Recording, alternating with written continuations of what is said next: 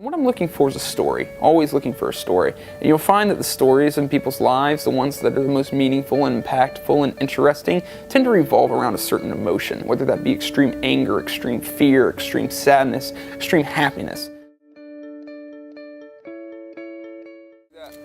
I've taken over 5,000 portraits of people around New York City, and I find out a little bit about everyone I photograph. Do you remember the saddest moment of your life? What is your greatest struggle right now? What would you say about your perception in particular has changed the most from the age of 21? I was traveling around the different cities just doing photography, and I was naming my collections of photos just on my personal Facebook page after my first impressions of the city.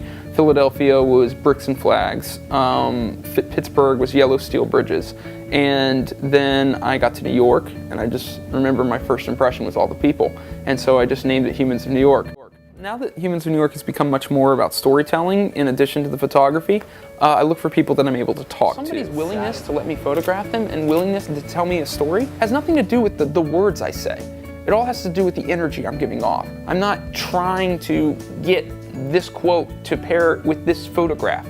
It might start like that, but then the moment I start talking to the person, that drops away, and it's just two people having a conversation. Average New Yorker.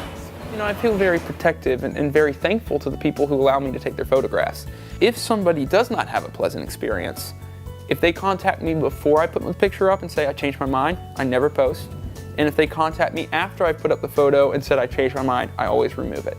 I like that. Is there anything that you just told me that you don't want me to share? You can share it. I like your story.